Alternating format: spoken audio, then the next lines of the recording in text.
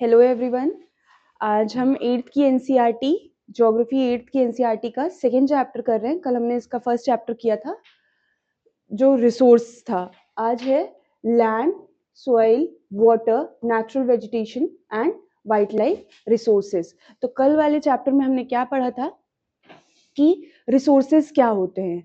Resources वो substance होते हैं जिनकी यूटिलिटी होती है। जिस भी सामान की यूटिलिटी है वो आपके लिए रिसोर्स है। एक चीज ये पढ़ी। फिर दूसरी क्या पढ़ा हमने कि स्टॉक रिसोर्सेज क्या होते हैं। स्टॉक रिसोर्सेज वो सब रिसोर्स हम अबंडेंट अमाउंट में अर्थ पे रिसोर्स है, पर वो सब एक्सट्रैक्ट नहीं हो पा रहा, वो चीजें यूज नहीं हो पा रही, तो वो स्टॉक रिसोर्स में नहीं आएगा। स्टॉक रिसोर्स वो रिसोर्स होते हैं जिनका हम यूज कर सकते हैं। सेकेंड, इसके बाद हमने पढ़े कि रिसोर्स कितने टाइप के होते हैं। तो रिसोर्स होते हैं natural resources, human made resources and human is also a resource. तो ये 3 टाइप के रिसोर्सेज हो गए। फिर हमने पढ़ा नेचुरल रिसोर्स क्या है। नेचुरल रिसोर्स क्या है? रिन्यूएबल होता है और नॉन रिन्यूएबल होता है। रिन्यूएबल रिसोर्स कौन से रिसोर्स होते हैं? जो रिप्लेनिश हो सकते हैं। और नॉन रिन्यूएबल रिसोर्स वो रिसोर्स हैं जो एग्जॉस्टेबल है, मतलब एक बार एग्जॉस्ट हो गए तो इनको मिलियंस ऑफ ईयर लगता है कम बैक करने में। तो ये थी कल के चैप्टर की समरी। आज हम पढ़ रहे हैं chapter second, land, soil, water, natural vegetation and wild life resource. In a small village in Tanzania, Africa, Mamba gets up early in the morning to fetch water. She has to walk along and return after a few hours.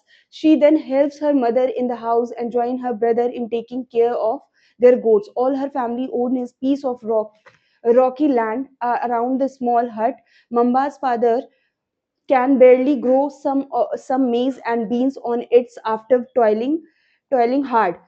This is not enough to feed their family for the whole year. तो ये एक family एक क्या दिया हुआ है, एक story दी हुई है जिसमें ये बताया है कि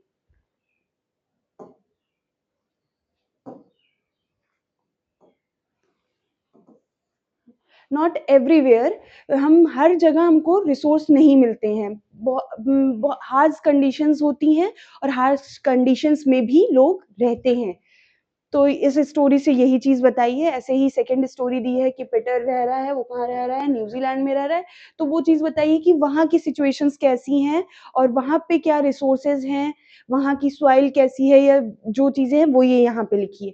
अब ये देखिए, तो फिर उनका कंपैरिजन किया है कि दोनों लोग डिफरेंट पार्ट ऑफ कंट्रीज में रह रहे हैं विद डिफरेंट कंडीशंस। लैंड क्या है?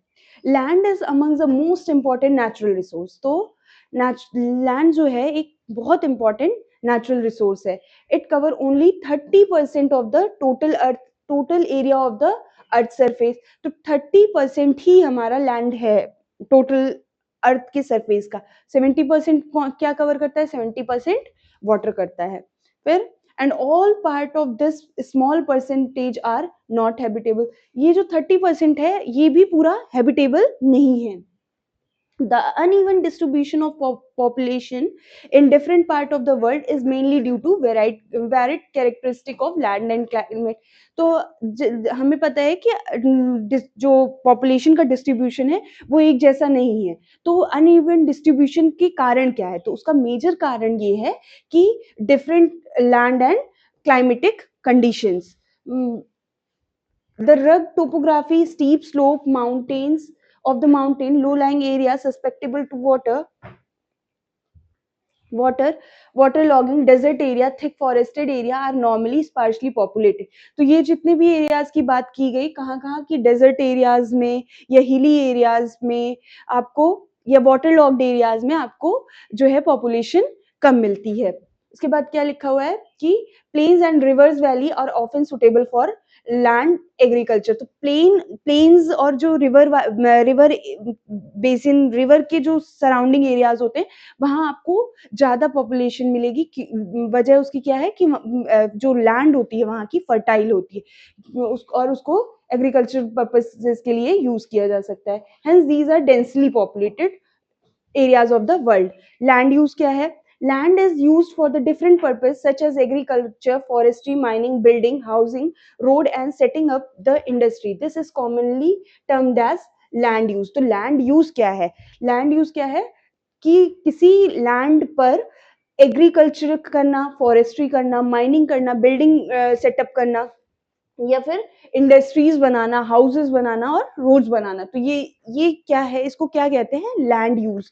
और इसी लैंड यूज हो गया ये चीज, इसी से आता है लैंड यूज पैटर्न। तो आपको देखोगे कि लैंड यूज पैटर्न किस जगह का कैसा है। जैसे कि आप रिवर के पास का पैटर्न देखो तो इस पार्शली पॉपुलेटेड, तो डेंसली पॉपुलेटेड होता है। आप डेजर्ट एरिया देखो तो स्पार्शली पॉपुलेटेड होता है। तो आगे ये बेसिक एनसीईआरटीज़ हैं तो इसमें इतना मेंशन नहीं है। आगे अगर पढ़ेंगे तो इन जो पैटर्न्स होते हैं इनको नाम दिया जाता है, जैसे सर्कुलर पैटर्न, ये स्टार शेप पैटर्न। तो ये आगे आगे हम लोग पढ़ेंगे इन चीज़ों को भी। क्या लिखा है? The use of land is determined by physical factor such as topography, soil, climate, mineral and availability of water. The use of land is determined by physical factors. तो ये जो यूज है लैंड का, फिजिकल फैक्टर इन्हें determine करते हैं। The use of land determined by physical factor, topography, soil, climate, mineral and availability of water. Human factors such as population and technology are important determinant of land use pattern. Human factors जो हैं such as population and technology are important determinant of land use pattern. तो population और technology जो है land use pattern को आपके derive करने में बहुत मेजर रोल प्ले करती है कि कैसा कहीं का लैंड यूज पैटर्न होगा। तो वो आप पता कर सकते हो कि वहां पे पॉपुलेशन कैसी है या वहां डेवलपमेंट ऑफ टेक्नोलॉजी कैसी है। ठीक। फिर land is can be classified on the basis of ownership. तो लैंड जो होती है वो क्लासिफाइड दो तरीके से होती है, मतलब ओनरशिप से होती है मेनली। और वो ओनरशिप कौन कौन सी हो सकती है? या तो प्राइवेट लैंड हो सकती है या कम्युनिटी लैंड हो सकती है। फिर प्राइवेट लैंड वो होती है जो कोई एक इंडिविजुअल ओन कर रहा होता है। कम्युनिटी लैंड वो होता है जो एक कम्युनिटी ओन कर रही होती है for common use like fodder, fruits, nut, medical herbs. Like जो ट्राइबल एरियाज होते हैं तो वो जो फॉरेस्ट ओन करते हैं उनका पर्टिकुलर नहीं होता, उनका प्राइवेट नहीं होता, वो पूरी कम्युनिटी होल्ड कर रही होती है उसको। वहां के जो रिसोर्सेज होते हैं वो सब लोग यूज कर सकते हैं। तो वो हो गई आपकी कम्युनिटी बेस्ड ओनरशिप। ठीक। and the community land also called common property resources. People and their demands were ever growing but the availability of land is limited. Peoples और उनकी demands बढ़ रही हैं but जो land availability है वो तो उतनी की उतनी है। कितनी? 30% ही हमारे पास 30% all over the world land का प्रोपोर्शन है, जिसमें भी पूरी लैंड हैबिटेबल नहीं है। तो वही बता रहे हैं कि पीपल और उनकी demands, people population increasing day by day. आज 8 बिलियन पॉपुलेशन हो रखी है अपने वर्ल्ड की। और डिमांड्स हमारी डे बाय डे इंक्रीज ही हो रही, बट लैंड हमारी इंक्रीज नहीं होगी। The quality of land also differ from place to place. People started encroaching the common land to build up commercial areas, housing complex in the urban areas, and expand agricultural land in the rural areas. Today, vast change in the land use pattern also reflect the cultural change in our society. तो क्या क्या बताया है? जो land use pattern जो change हो रहा है ये रिफ्लेक्ट करता है कि सोसाइटी का कल्चरल चेंज भी हो रहा है। लैंड डिग्रेडेशन, कल्चरल चेंज हो रहा है कैसे?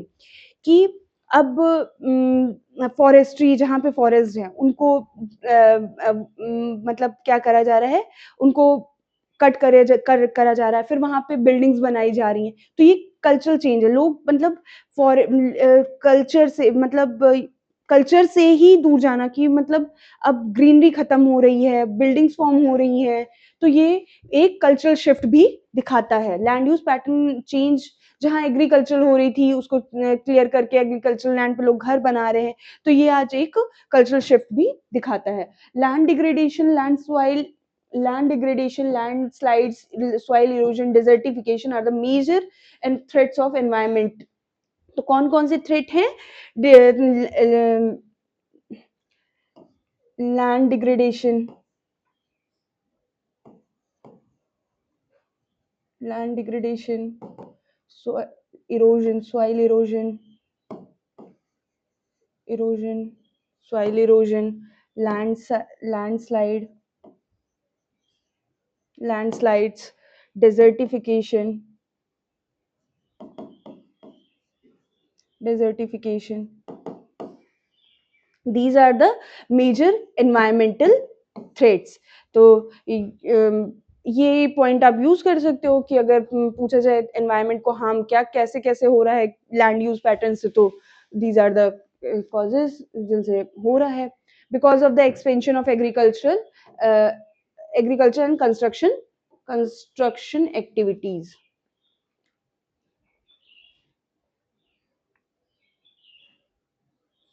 तो ये देखिए 4 different change in land use over time दिखाया गया और यही कल्चरल शिफ्ट है. देखिए पहले पूरा एग्रेरियन सोसाइटी थी, एग्रेरियन सोसाइटीज, हर हाउस आर मेड बाय मतलब mud and grasses. Technology was not there. Now see second figure.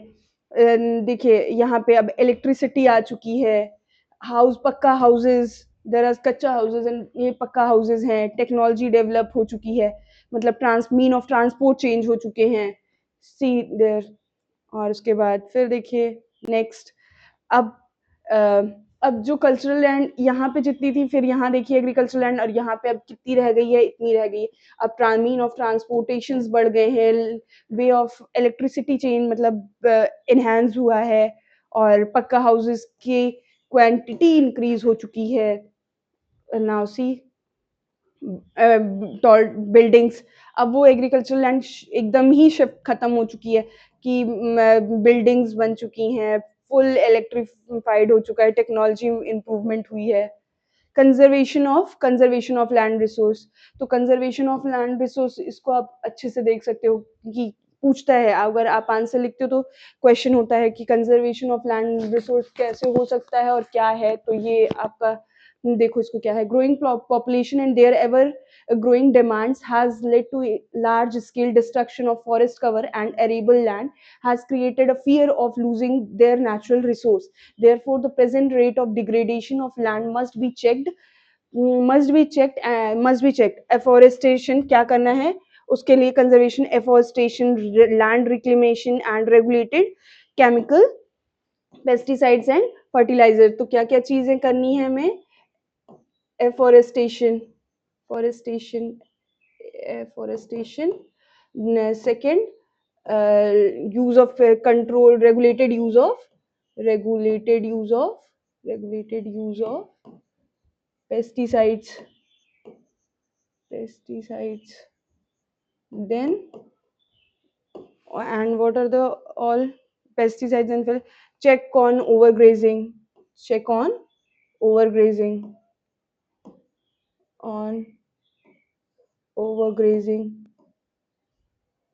ठीक, ये हो गया.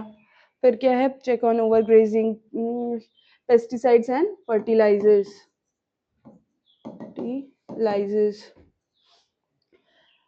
Land reclamation.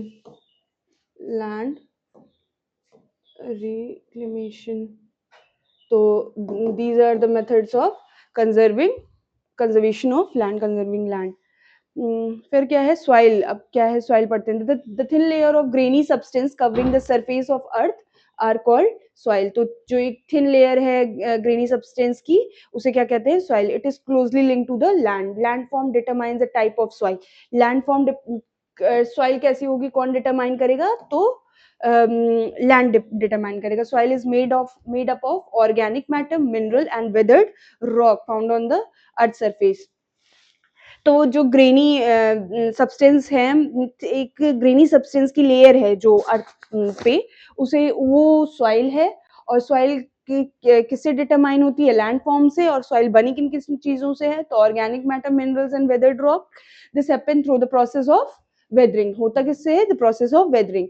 अब ये टर्म अपने आप में ही बहुत सारी चीजों को वो करता है. सिर्फ वेदरिंग का मतलब वेदरिंग से नहीं, वेदरिंग में और भी चीजें आती है. जैसे वेदरिंग में ही इरोजन है, डिपोजिशन है, टाइप ऑफ इरोजन या डिपोजिशन है. तो इनको हम आगे अभी नेक्स्ट 11th की एनसीईआरटी में इसको डिटेल में पढ़ेंगे withering. The right mix of mineral and organic, तो राइट मिक्सचर ऑर्गेनिक मिनरल और ऑर्गेनिक मैटर का सॉइल को क्या करता है, फर्टाइल बनाता है। वेदरिंग क्या है, वेदरिंग की डेफिनेशन एज इट इज याद कर लो, the breaking up and the decay of exposed rock by temperature change, frost action, plant animal and human activity. तो क्या है, breaking up and the decay of exposed rock by temperature change, frost action, plants animal and human activity। Next, ये case study दी हुई है landslide पे, ठीक। ये landslide ही पे केस स्टडी दी हुई है। पांगी विलेज कहाँ है, कन्नूर डिस्ट्रिक्ट, हिमाचल प्रदेश की दी हुई है, ठीक। और उसके बाद मिटिगेशन मैकेनिज्म क्या है, तो ये चीज हमको इम्पोर्टेंट है कि how to mitigate the natural hazards, natural disasters, मतलब उनको कैसे मिटिगेट किया जाए। तो advancement of scientific technique has empowered us to understand what factor cause landslide and how to manage them। जो साइंटिफिक टेक्निक्स डेवलप हो चुकी हैं, उनके एडवांसमेंट से आज हम जान सकते हैं कि लैंडस्लाइड कैसे हो रही है और उसको कैसे मैनेज करना है। फिर क्या है कि सम ब्रॉड मिटिगेशन टेक्निक्स, तो मिटिगेशन टेक्निक्स क्या है, तो अब एज इट इज मैं चाहती हूँ आप इसको याद कर लो। hazard mapping to locate area prone to landslide, mapping कर ली जाए कि जो प्रोन एरियाज हैं उनकी मैपिंग कर ली जाए। इससे क्या होगा कि फिर वहां पे कंस्ट्रक्शंस नहीं हो, मतलब माइंड अगर कंस्ट्रक्शन हो माइंडफुल कंस्ट्रक्शंस हो, उसके पहले भी मिटिगेशंस लिए गए हों कि अगर किसी जगह का कोई कंस्ट्रक्शन हो रहा है और जरूरी है तो उससे पहले भी मिटिगेशंस लिए गए हों, मेजर्स लिए गए हों। Hence such area can avoided building settlements. और वहां पे ऐसी, जैसे मान लीजिए कोई एरिया पे जरूरी है कंस्ट्रक्शन, तो वहां ऐसे कंस्ट्रक्शन ना किए जाएं जिससे हार्म हो, ह्यूमन लाइफ को हार्म हो या एनिमल्स को हार्म हो, किसी भी चीज किसी को हार्म हो, तो वो चीजें ना की, तो बिल्डिंग सेटलमेंट्स मेनली जो है ह्यूमन हार्म नहीं हो। फिर क्या है, construction of retention wall to stop land form slipping, retention walls बनाई जाए जिनसे कि जो कि स्टॉप कर सके लैंड स्लिपिंग को, ठीक। तो पहले क्या हो गया कि हजार्ड मैपिंग करनी है। फिर दूसरा क्या हो गया, एक्सप्लेन आप कर लोगे उसे, पहले बस इतना समझो कि पहले करना क्या है, हजार्ड मैपिंग करी, उसके बाद दूसरे में क्या करना है, कंस्ट्रक्शन किया, किसका कंस्ट्रक्शन किया, वॉल का, जो कि लैंड स्लिपिंग को रोक सके। तो तीसरा क्या है, इंक्रीज इन वेजिटेशन कवर। तो वेजिटेशन कवर से क्या होगा, वेजिटेशन क्या करता है, पहली बात तो ये अरेस्ट करता है लैंडस्लाइड को। फिर वेजिटेशन से क्या होता है, जो सॉइल होती है आपकी वो लॉक्ड रहती है by the roots of the plants.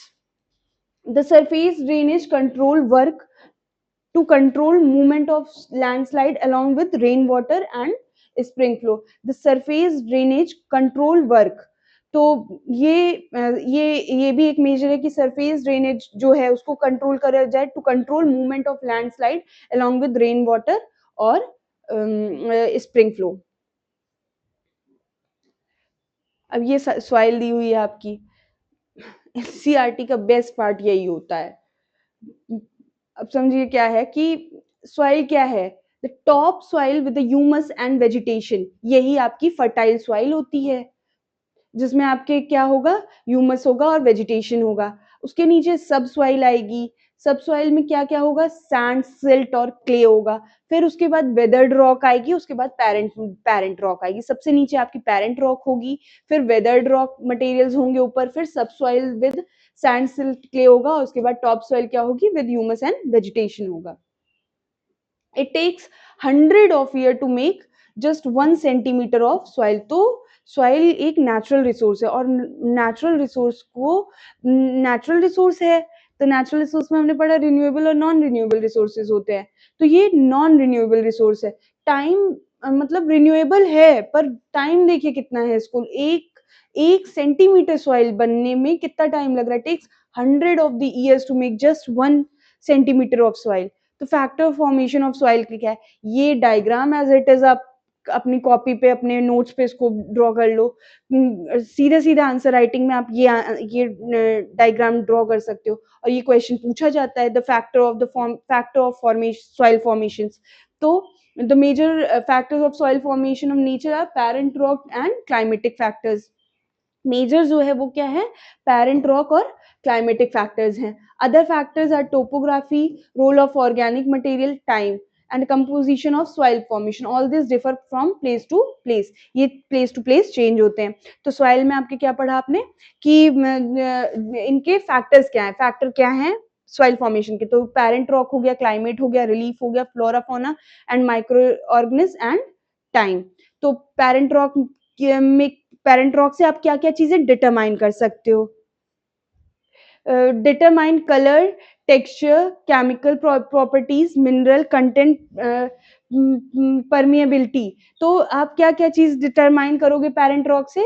कि उसका कलर डिटरमाइन हो सकता है, टेक्सचर डिटरमाइन हो सकता है, केमिकल प्रॉपर्टीज डिटरमाइन हो सकती हैं, कंटेंट और परमिएबिलिटी डिटरमाइन हो सकती है। फिर क्लाइमेट क्या है आपका? क्लाइमेट क्या है? क्लाइमेट से आप क्या-क्या चीज़ें, मतलब क्लाइमेट कैसे इफ़ेक्ट करता है, ये कैसे फॉर्मेशन में सॉइल के सपोर्ट करता है। तो आप कहीं की सॉइल टेम्परेचर कैसा है कहाँ का, और rainfall influence rate of weathering and humus formation. जैसे क्लाइमेट देखो, जो आपका रेन फॉरेस्ट वाला ये ट्रॉपिकल एरिया है, वहाँ पर रेनफॉल ज़्यादा है, प्लस ह्यूमस भी ज़्यादा है वहाँ पर। तो जो वहाँ पे प्लांट ग्रो होने में टाइम लेते हैं। कहेगा कहा जाएगा कि इक्वेटोरियल रीजन है तो ग्रीनरी मतलब वैसे ही वहाँ पे होती है, क्योंकि आप ग्रीन लश एरिया है, अप सनलाइट है वहाँ पर, रेनफॉल है, एडिक्वेट कंडीशंस हैं ग्रीनरी मिलने की। पर फिर भी अगर डिफॉरेस्टेशन से क्यों प्रॉब्लम है? ठीक है करो, पर प्रॉब्लम ये है डिफॉरेस्टेशन से कि वहाँ पे टाइम लगता है जो है प्लांट को बनने में। सभी जगह वैसे तो लगता है, पर ये क्या करता है कि जो वहाँ की सॉइल है, क्योंकि रेनफॉल हो रहा है, तो रेनफॉल से पहली बात जो मिनरल्स हैं वो लीच हो जाते हैं। उसके बाद दूसरी चीज़ क्या है कि वहाँ पे जो ह्यूमस है, बहुत ज़्यादा है। तो जो होता है कि ह्यूमस जो होता है वो जल्दी ही यूज़ हो जाता है, तो ह्यूमस फॉर्म में भी वहाँ पे टाइम लगता है। तो ये रीज़न्स है वहाँ पे कि जो वेजिटेशन ग्रो करने में टाइम लेता है। उसके बाद क्या है, time determine the thickness of soil profile. तो जो सॉइल है वो कितनी थिक है, और कितनी थिक सॉइल की थिकनेस मतलब जो है ये किससे डिटरमाइन होगी? टाइम से, कि कितनी ज़्यादा मैच्योर सॉइल है, तो ये कौन डिटरमाइन करेगा? टाइम डिटरमाइन करेगा। और उसके बाद क्या है, flora, fauna and micro organism affect the rate of humus formation. तो ये फ्लोरा, फौना और माइक्रो ऑर्गेनिज्म होते हैं जो ये ह्यूमस फॉर्मेशन को भी इफ़ेक्ट करते हैं। रिलीफ्स क्या है, altitude, slope determines and accumulation of soil. तो जो ये देखो एल्टीट्यूड भी डिटरमाइन करता है ना, कि अब जैसे मान लीजिए प्लेन एरिया, एक ये प्लेन एरिया है और ये एल्टीट्यूड में हो, एक स्लाइटली। तो अब बताइए कि सॉइल सबसे ज़्यादा मतलब सॉइल को फॉर्म करने का ये है कि रिलीफ डिसाइड करे कि कैसी सॉइल होगी वहाँ पे। तो ये बताओ कि सबसे ज़्यादा अच्छी सॉइल कहाँ पे होगी? सॉइल फॉर्मेशन सबसे बेस्ट कहाँ पे होगा? तो सबसे बेस्ट सॉइल फॉर्मेशन यहाँ होगा, क्योंकि यहाँ पे मिनरल की लीचिंग डाउन होने का चांसेस कम है। और इस जगह पे जो है सॉइल सबसे ज़्यादा मतलब फर्टाइल हो सकती है, पर फर्टाइल होने के लिए वहाँ पे सब्सटेंस रुकने भी तो चाहिए। अब थ्रू रेनफॉल अगर होती है तो वो लीच डाउन हो जाते हैं मटेरियल। तो ये भी डिटरमाइन करती है कि वहाँ रिलीफ भी डिटरमाइन करती है कि वहाँ की सॉइल कैसी होगी। तो पहले पे सबसे बेस्ट यहाँ पे होगा, दूसरे पे यहाँ पे होगा और तीसरे पे यहाँ पे होगा। ठीक। अब बताओ सॉइल के अपने कॉपी पे नोट डाउन करो कि फैक्टर ऑफ सॉइल फॉर्मेशन क्या-क्या हैं। तो एक बार अपने बिना देखे लिख लो। सब लोग फैक्टर्स लिख सॉइल के क्या है? पैरेंट रॉक है, पैरेंट रॉक। दूसरा क्या है? Climate. Climate and parent rock are most important factor of soil formation. फिर क्या है? टाइम है। फिर क्या है? टोपोग्राफी है।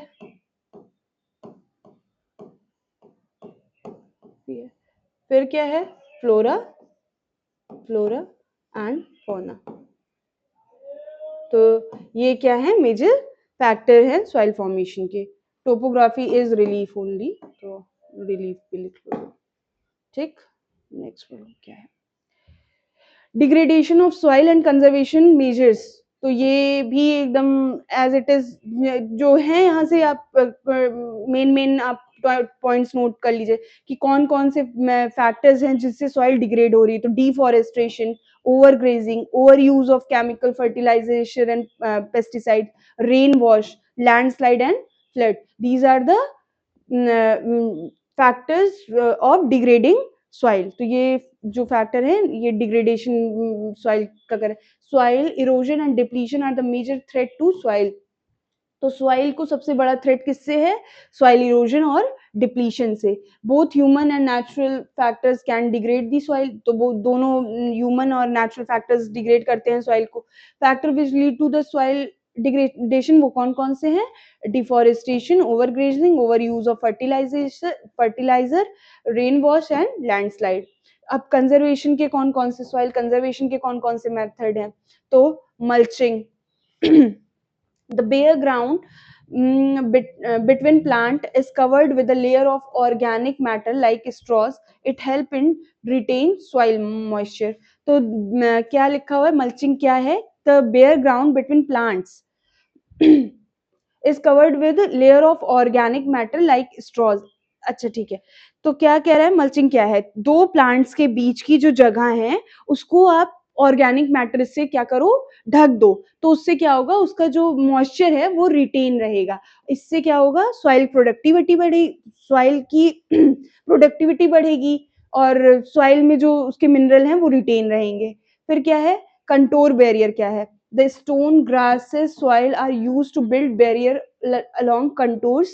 Trenches are made in front of barrier to collect water. तो क्या लिखा हुआ है कि कंटोर बंडिंग्स भी की जा सकती हैं, कि मतलब वाटर के फ्लो के साथ सॉइल मतलब सॉइल वॉश ना हो जाए, इस वजह से क्या किया जाता है? कंटोर बंडिंग की जाती है। एक जैसे कोई फील्ड है कोई, और उसमें देखो मेड़ टाइप की बनाई जाती है जिससे कि पानी के फ्लो के साथ जो है आपकी सॉइल वॉश ना हो जाए। फिर रॉक डैम्स जो है, rock are piled up to slow down the flow of water. तो रॉक डैम क्यों बनाए जाए? कि रॉक को पाइल कर देते हैं, उससे फ्लो, वाटर का फ्लो जो होता है वो स्लो डाउन हो जाता है। This prevent gullies and further soil loss. अब ये आपकी एक्टिविटी है, इससे पहले क्या था? अच्छा, अभी तो ये भी है, ठीक है। टेरेस फार्मिंग, टेरेस फार्मिंग कहाँ पे होती है? माउंटेन रीजन या हिली रीजन्स पे।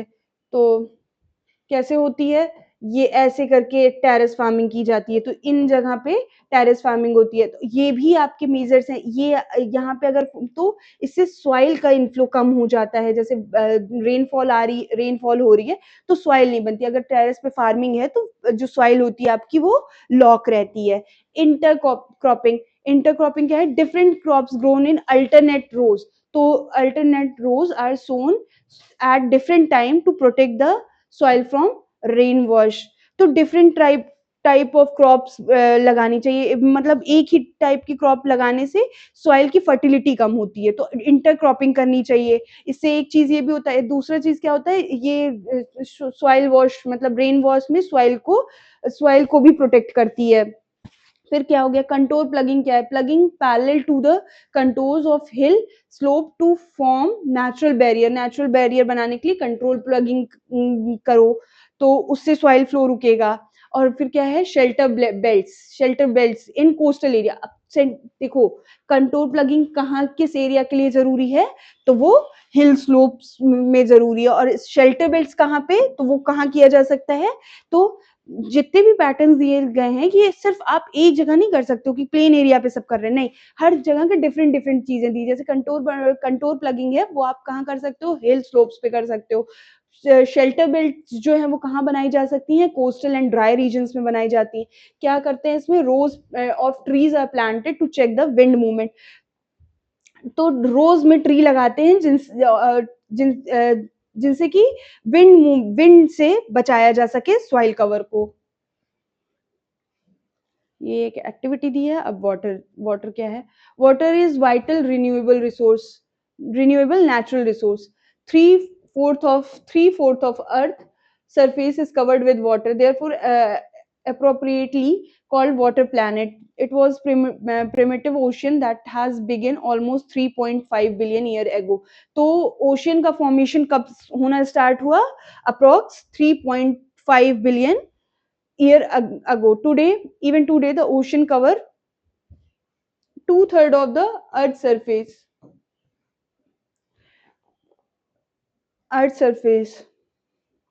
and support rich variety of plant and animal. The ocean water is, however, saline and not fit to human consumption. Fresh water accounts for only 2.7%.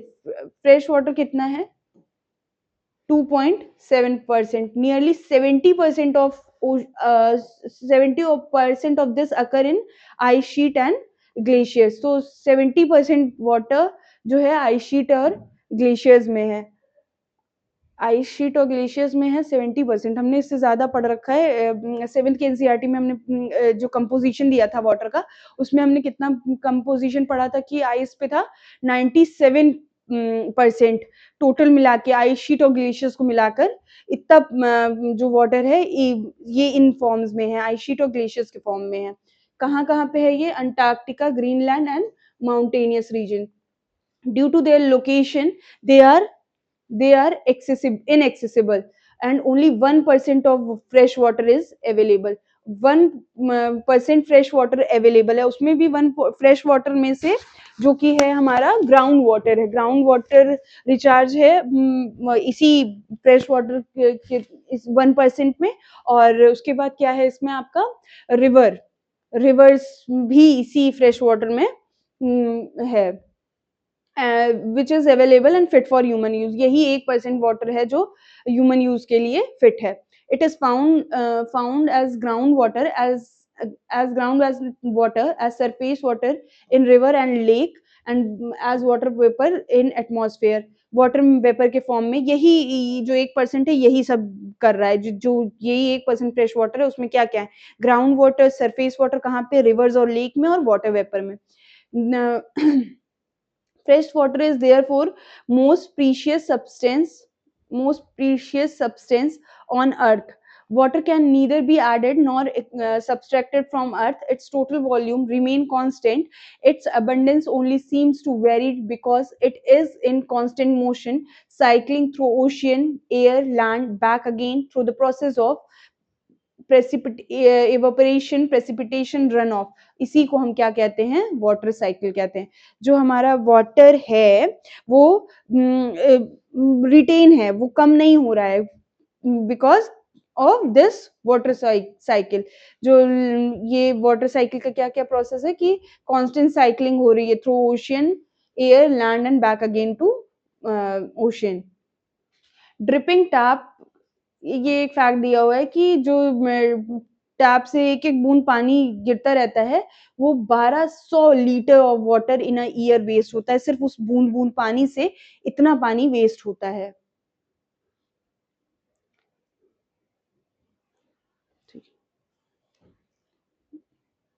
Humans use huge amount of water not only for drinking and washing but also in the process of production. Water for agricultural industry, generating electricity through reservoirs of dams are the other uses. Increasing population, rising demands for food and cash crop, increasing urbanization and rising standards of living are the major factor of leading to shortage in supply of fresh water, either due to drying up of water source or water pollution. तो ये these are the causes जो आपका water pollution cause कर रहे हैं। Problem of water availability क्या है? There is scarcity of water in many region of the world, most of Africa, West Asia, South Asia, part of western USA. तो जब मैं बोल रही हूँ तो आप उस चीज को इमेजिन करो कि अर्थ पे वो चीज़ें किधर बात की जा रही है। जैसे ये आपका हो गया एक, ये हो गया एक, ऐसे क्या ही बना रही हूँ, रुक जाओ।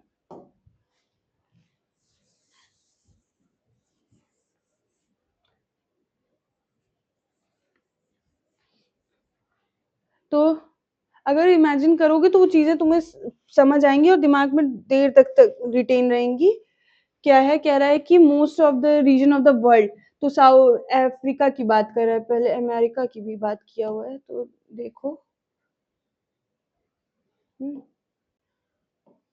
साउथ अमेरिका की पता नहीं बात किया है नहीं किया है।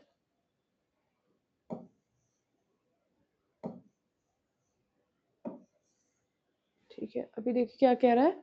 वेस्ट एशिया की बात कर रहा है। वेस्ट एशिया मीन्स ये वाली साइड की बात कर रहा है, सेंट्रल एशिया। हाँ, अभी देखो क्या कह रहा है। मोस्ट ऑफ अफ्रीका की बात किया, वेस्ट एशिया की बात किया, साउथ एशिया की बात किया, साउथ एशिया की बात कर रहा है। उसके बाद पार्ट ऑफ वेस्टर्न यूएसए की बात हुई। फिर नॉर्थ वेस्ट मेक्सिको, तो यहाँ पे आपका यूएस हो गया। उसके बाद ये north west part of Mexico, part of south America also, और इधर पे ऑस्ट्रेलिया भी, तो ऑस्ट्रेलिया भी। तो ऐसे याद कर लो कि कहाँ-कहाँ बताया गया है कि वाटर की स्कार्सिटी है, और जहाँ-जहाँ बताया गया है वहाँ-वहाँ वो डेजर्ट एरियाज़ भी हैं वो। And entire Australia facing shortage of fresh water supply. The countries located in climatic zone The countries located in climatic zone most susceptible to drought face great problems of water scarcity. Thus, water shortage may be consequence of variation of seasonal and annual precipitation. The scarcity is caused by overexploitation and contamination of water. Mindful use हो तो जो scarcity है वो नहीं हो सकती, पर over exploitation इतना ज्यादा है, इस वजह से जो है हमें स्कार्सिटी फेस करनी पड़ रही है। Conservation of water resource, access to clean water and adequate water source is a major problem facing world today. Problem क्या हो रही है कि आधा 70% तो हमारा अर्थ जो है वो वाटर से कवर ही है। प्रॉब्लम हो क्या रही, किस चीज की? क्लीन एंड एडिक्वेट वाटर की प्रॉब्लम है। Steps have to be taken to conserve this dwindling resources, even though water is renewable resource and its overuse and population make it unfit to use. Discharge of untreated and partially treated sewage and agricultural chemical and industrial effluents in water bodies are the major contaminants. तो contaminate कैसे कैसे हो रहा है, तो वो याद करो कि discharge of untreated and partially treated sewage जो डाला जाता है, sewage and agricultural chemicals, industrial effluents in water bodies, they pollute water with nitrate and metal and pesticide. तो वाटर पॉल्यूशन का एक ये भी याद कर लो कि पॉल्यूटेंट कौन सा है, तो नाइट्रेट क्या है, वाटर पॉल्यूशन का वो है pollutant. Most of these chemical are non biodegradable. तो नॉन बायोडिग्रेडेबल का मतलब ये डिग्रेड नहीं होंगे। ये जो होता है कि क्या आपके सराउंडिंग में बने रहते हैं, ये डिग्रेड नहीं होते हैं, और इनका क्या होता है, मैग्निफिकेशन होता है। And human reach bodies through water. Water में है अगर नॉन बायोडिग्रेडेबल रिसोर्स, और जैसे रिवर में है ये रिसोर्स, मतलब सॉरी पॉल्यूटेंट, तो ये कैसे आप तक कैसे पहुंच रहा है? कहीं ना कहीं रिवर का वाटर ही ट्रीट होकर आप तक आता है। और ये जो सब्सटेंस होते हैं ये मैग्नीफाइंग होते हैं, मैनी वे से आपके पास पे पहुंच सकते हैं। आप फिश खाते हो तो फिश आपको कहाँ से मिलती है, रिवर से मिलती है, और रिवर में वो रह रही है तो वो यूज तो यही चीजें कर रही है ना। तो ये क्या होता है, पहले एक्यूमुलेट होती है फिर मैग्नीफाइड होती है चीजें। Water pollution can be controlled by treating these effluents suitably before releasing them into water bodies. Forest and other vegetation cover slow the runoff, surface runoff. Forest और वेजिटेशन कवर क्या करते हैं, सरफेस रन ऑफ को रोकते हैं या धीरा करते हैं, स्लो करते हैं। रिप्लेनिश अंडरग्राउंड वाटर, रिप्लेनिश करते हैं जो अंडरग्राउंड। क्यों फॉरेस्ट और वेजिटेशन इतना जरूरी है, कितना बड़ा रोल प्ले करते हैं वो, ये चीज समझने वाली है कि स्लो करते हैं सरफेस रन ऑफ और रिप्लेनिश करते हैं ground water. Water harvesting is another third of surface run of. तो सरफेस रन ऑफ को हम लोग कैसे बचा सकते हैं? एक तो फॉरेस्ट्री इंक्रीज करके बढ़ा सकते हैं, दूसरा कैसे बढ़ा सकते हैं? दूसरा क्या कर सकते हैं? वाटर हार्वेस्टिंग कर सकते हैं, ठीक। The canals used for irrigating fields should be properly lined, minimize losses by water seepage, sprinkler effectively irrigate। तो ये मेजर्स हैं, जो छोटे छोटे मेजर्स लिए जा सकते हैं वाटर को कंजर्व करने के लिए। Sprinklers effectively irrigate the area bye checking water loss through seepage and evaporation in drying region with high rate of evaporation, drip और trickle irrigation is very useful। तो ये जो ड्रिप और ट्रिकल इरिगेशन है, कहाँ पे सबसे ज्यादा यूजफुल है? ड्राई रीजन्स में, जहाँ पे इवोपरेशन बहुत तेजी से होता है, तो वहां पे आप एक्सेस अमाउंट ऑफ वाटर नहीं वो कर सकते हो। तो ड्रिप और ट्रिकल इरिगेशन जो है यूजफुल है कहाँ? ड्राई रीजन्स पे। और होती वो देखिए कैसे है, वो ये देखिए ऐसे करके पानी मतलब वाटर दिया जाता है। The valuable water resource can therefore B conserve by the adopting various means of irrigation. Natural vegetation and wildlife. Natural vegetation wildlife exist only. Rainwater harvesting is a process of collecting rain water from rooftop and directing it to appropriate location where it is stored for future use. On an average, one spell of rain for 2 hours is enough for 8,000 litre of water. अगर हम rain water को harvest करते हैं तो एक बार में जितनी जो रेन होती है वो 8,000 लीटर ऑफ वाटर हम सेव कर सकते हैं अगर करें तो। Natural vegetation and wildlife exist only in a narrow zone of contact between lithosphere, hydrosphere and atmosphere called biosphere। तो क्या biosphere क्या है? Narrow contact zone of this, where you find everything। ये आपका क्या हो गया? Biosphere.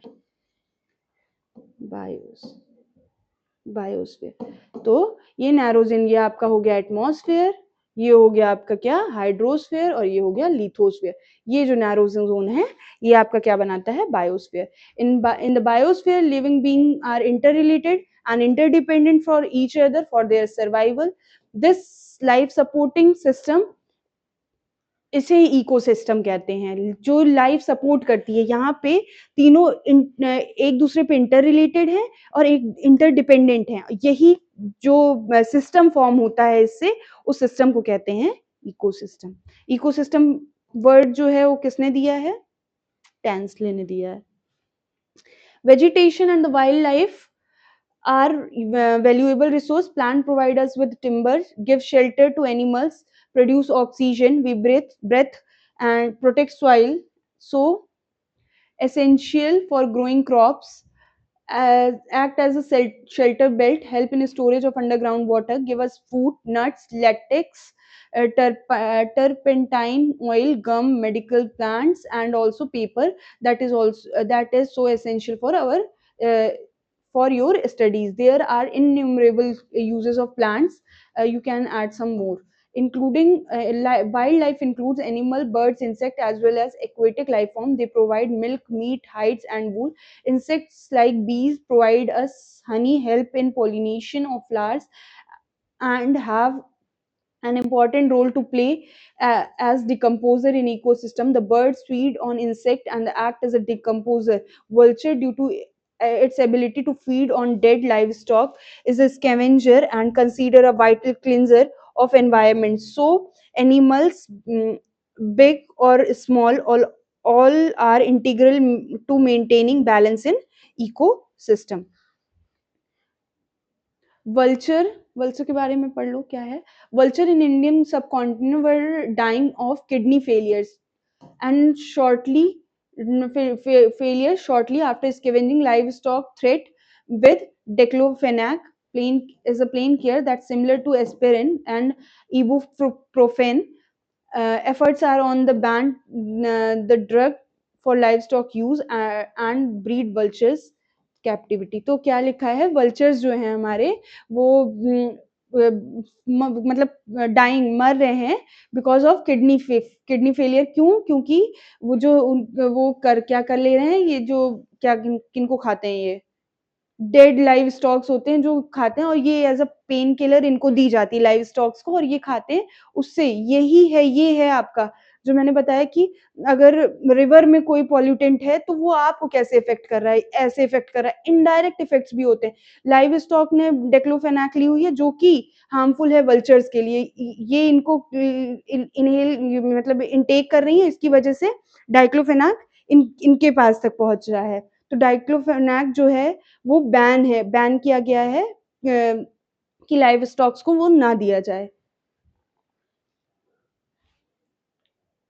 Distribution of natural vegetation. The growth of vegetation depends primarily on temperature and moisturizer नहीं sorry moisture. The major vegetation type of world are grouped as forest, grassland, scrubs and tundra.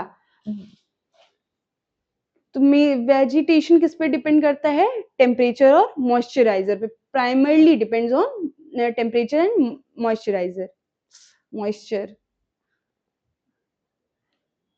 the the area of heavy rainfall huge tree may thrive जिस area में heavy rainfall होता है वहाँ पे huge tree पाए जाते हैं the forests are thus associated with areas having abundant water supply as the amount of moisture decreases the size of trees and their density reduces short stunted trees and grasses grow in the region of moderate rainfall तो moderate rainfall जहाँ होती है वहाँ कैसे trees पाए जाते हैं short and shunted trees and grasses वहाँ मिलती हैं forming the grassland of the world thorny shrubs and scrubs grow in the dry area of low rainfall in such area plants deep rooted leaves with thorny and waxy surface reduce losses of moisturizer through transpiration tundra vegetation of cold polar region comprises moistures and lichens तो tundra vegetation में कौन tundra vegetation कहाँ पाया जाता है polar region पे और क्या मिलता है वहाँ पे मोसेस और लाइकेंस फिर उसके बाद क्या है conservation by conservation conservation of natural vegetation and wild life तो इनको कैसे कंजर्व करना है अब ये बताया forest is our wealth plant shelter animal at together to maintain ecosystem change of climate and human interference can cause loss of natural habitat for plants and animals many species have become vulnerable and endangered and extinct deforestation soil erosion constructional activity forest fire tsunami and landslides are some of the human and natural factors accelerate the extinction of these resources. One of the major concern is poaching, with result to the sharp decline in the number of particular species, and the animal are poached for collecting and illegal trades of hide, skins, teeth, horn, etc. फिर क्या लिखा है some of these animals tiger lion elephant deer black buck crocodile rhinoceros leopard ostrich peacock these can be conserved by increasing awareness इनको conserve किया जा रहा है national parks wild life sanctuaries bios are made इनको बनाया गया है इनको प्रोटेक्ट करने के लिए और conservation of creek lake and wetland is necessary precious resources for the from depletion there is balance in the environment if relative number of species is not disturbed. Human activity in several parts of the world have disturbed the natural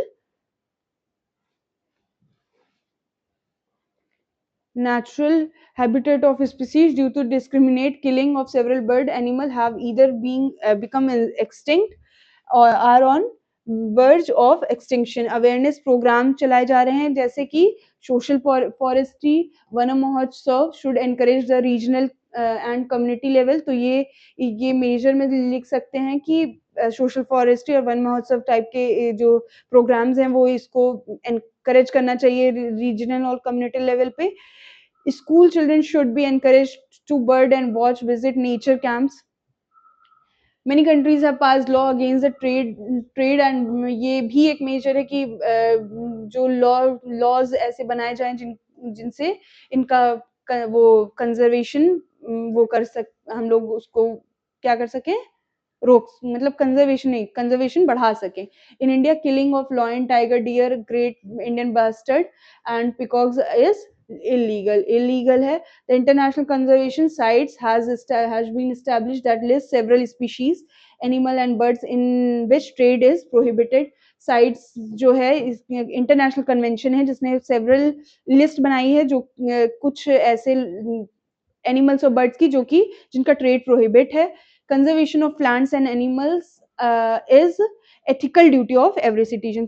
हर एक इंसान की ethical duty है क्या, conserve करना। फिर क्या है, national park क्या है, natural area designated to protect the ecological integrity of one or more ecosystem for the present and future generation. तो नेशनल पार्क क्या है, एक नेचुरल एरिया है जो कि प्रोटेक्ट करता है इकोलॉजिकल इंटीग्रिटी को एक या एक से ज्यादा इकोसिस्टम्स की, प्रेजेंट और फ्यूचर जनरेशन की। बायोस्फीयर रिजर्व क्या है, series of protected area linked through a global network intended to demonstrate relationship between conservation and development. CITES के बारे में पढ़ लो। साइट्स क्या है, the convention on international trade in endangered species of wild life, wild fauna and flora is an international agreement between the governments. तो किसके बीच में है, गवर्नमेंट्स के। इसका एम क्या है, to ensure that international trade in specimen of wild animal and plant does not threaten the survival,